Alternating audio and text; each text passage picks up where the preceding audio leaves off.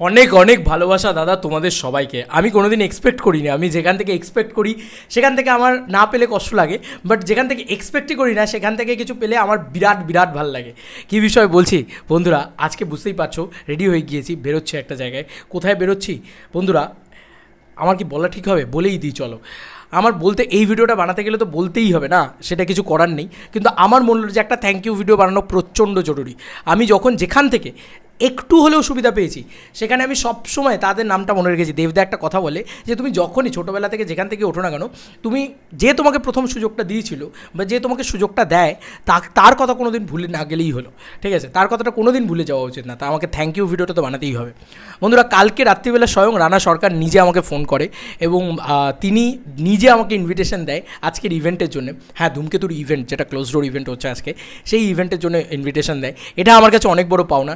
আমার যেটা আক্ষেপ লেগেছিলো, যেটা মন খারাপ লেগেছিলো, সেটাও আমি ওপেনলি বলেছিলাম এবং আজকে গিয়ে আমি আজকেও সায়ন্তনদাকেও বলবো কথাটা, ঠিক আছে? আমার ভাই মানে আমার খুব মনের কাছের প্রোডাকশন হাউস তো দেব এন্টারটেনমেন্ট ভেঞ্চার্স, তবে দাগ মিডিয়ার থেকে আমি পাবো এটা আমি এক্সপেক্ট করি না। তাদেরকে আমার সাথে জানাচেনা নেই এবং রানা সরকার এমন একটা নাম যে নামটায় বোধহয় আমরা ইচ অ্যান্ড এভরিবডি ট্রোল করেছি এই লোকটাকে।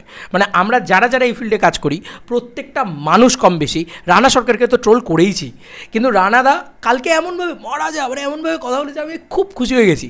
মানে এত মিষ্টি করে কথা বলেছে দাদা, হয়তো খুব কম সময়ের জন্য কথা হয়েছে, বাট উনি যে ফোন করে আমাকে ইনভাইট করবেন, দেখো একটা কার্ড পাঠিয়ে দিতে পারতো, কী আর আছে, এখন তো সবাই ইজিলি কার্ড পাঠিয়ে দেয়, চলে এসো বলে দিত, আমি তাতেও খুশি হয়ে যেতাম। তো ব্যাপারটা হচ্ছে এই যে একটা ফোন করে ইনভিটেশন দেওয়া নিজে থেকে, এবং রানা সরকার কথা বলবেন বলে একজন আমাকে দিলেন, তো আমার খুব ভালো লাগলো সেটা। মানে এই জেস্টারটা আমার খুব ভালো লাগলো।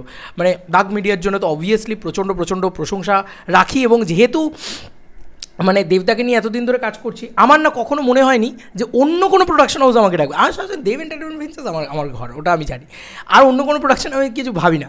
কিন্তু স্পেশালি বলতে হয় কিছু কিছু production as like Surinder films, as like Rana সরকারের দাগ মিডিয়া, আমি এক্সপেক্টও করিনি। এখান থেকে আমি এক্সপেক্ট করিনি বলে এই কথাটা এতক্ষণ ধরে বললাম। আজকে ইভেন্ট হচ্ছে এবং আমি যাচ্ছি, আমি চেষ্টা করবো আমার তরফ থেকে বেস্ট কোয়ালিটিতে তোমাদেরকে দেখানোর, এবং আমি চেষ্টা করবো আজকে আমার কোয়ালিটিটাকে একটু নেক্সট লেভেলে পুশ করারও। তার জন্যে আমার সঙ্গেও একজন দাদা যাচ্ছেন, তিনি আরও বেটার কোয়ালিটি হয়তো ডেলিভার করতে পারবেন, আই হোপ সো। যে কারণেই তাকে নিজেও শুধু একটু সময় দিও, একটু মানে দেখে রেখো আমাকে, আমি এটুকুই বলবো। আমি চেষ্টা করবো যত তাড়াতাড়ি সম্ভব, যা সম্ভব তোমাদেরকে এই ইভেন্ট রিলেটেড আনতে, এবং আমার হয়তো বোধহয় গোটা কালকের রাত্রির অবধি, হয়তো মানে আজকের রাত্রির থেকে শুরু হবে, গোটা কালকের রাত্রির অবধি গোটা সময়টা শুধু ইভেন্টেরই ভিডিওস আসতে থাকবে, প্রচুর প্রচুর প্রচুর ভিডিওস আসবে, কারণ প্রচুর প্রচুর নানান রকম জিনিসপত্র হয়তো আমি আমার তরফ থেকে চেষ্টা করবো, ঠিক আছে? এটা আমি বলতে পারি, যেহেতু আমি মানে যখন যেখানে আমি রেকর্ড করার সুযোগ পাই আমি চেষ্টা করি আমার 200%টা কী করে আমি দিতে পারি, ঠিক আছে? এটা হচ্ছে ব্যাপার। আচ্ছা, সেকেন্ডারলি যেটা মেনলি বলা সেটা হচ্ছে যে আমার প্রিয় আমার দাদা, আমার সায়ন্তনদা, এই মানুষটার কাছ থেকে আমার অনেক কিছু আশা থাকে, অনেক কিছু হোপ থাকে যে এই মানুষটা আমাকে বলবে বা ইয়ে করবে।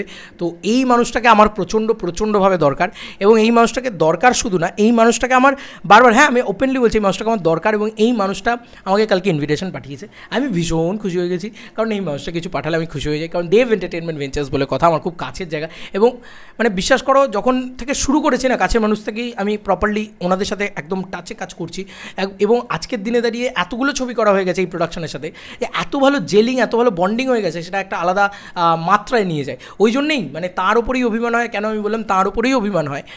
মানে যাকে তুমি ভালোবাসো, যার সাথে তোমার খুব ক্লোজ বন্ডিং, তো সেইটাই আর কি। যে ডে ওয়ান প্রমোশনে থাকতে পারলাম না দাদা, এইটা আমি আজকে গিয়ে বলবো সায়ন্তনদাকে, আমি বলবোই এটা, আমি ভিডিও করেও বলে গেলাম এটা, যে বস আমি ডে ওয়ান প্রমোশনে থাকতে পারলাম না, আমার ইন্টারভিউ চাই না।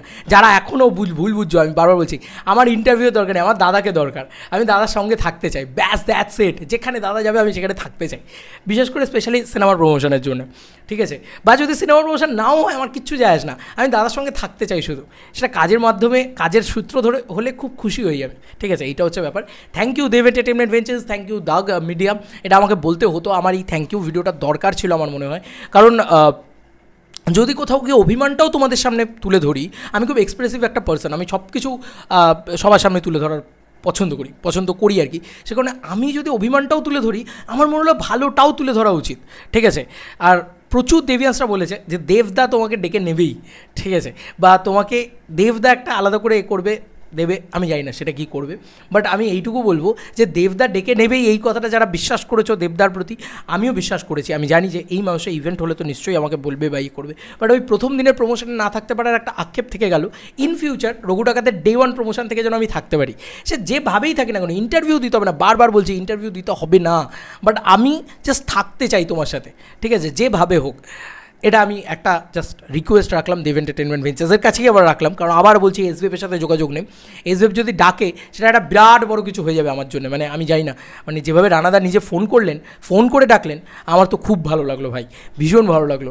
মানে একটা নতুন, আমার নতুন হিসেবে আমার ভালো লাগলো, কারণ আমি তো প্রচুর দিন ধরে কাজ করছি, প্রচুর পুরনো মিডিয়া জার্নালিস্ট এমন তো নয়, জাস্ট সামান্য একটা ইউটিউবার। আমাকে এই রেসপেক্টটা দেওয়ার জন্য অনেক অনেক খুশি। আমি এই রেসপেক্টটুকুই চাই, শুধু আর কিছু চাই না, বিশ্বাস করো। এবং আমি দাদার সাথে থাকতে চাই ডে ওয়ান থেকে, মানে এরপরে তো যে কটা দিন হবে, যা হবে, যেখানে ইভেন্ট হবে, যা হবে, সবটাই আমি থাকবো, আই হোপ সো। কারণ ওই যে বললাম, এই দুটো মানুষের উপরে ভরসা আছে।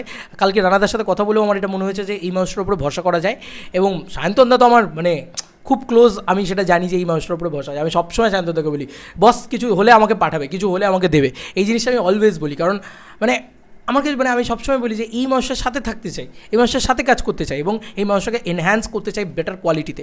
দেখো আমি আমার বললাম না, আমি ব্যাংক্রাফ্ট হয়ে গেলেও আমি আমার সর্বস্ব দিয়ে দেবো দাদার জন্য। আর ঠিক আছে, মানে এতটাই বেটার কোয়ালিটি দেওয়ার চেষ্টা করছি।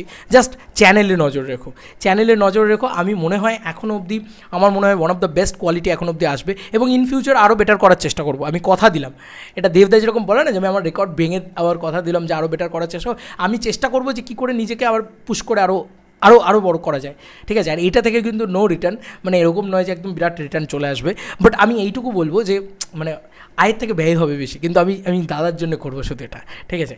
তো এই হচ্ছে ব্যাপার। চলো বন্ধুরা, নতুন কোনো ভিডিওতে দেখা হবে, ভাই।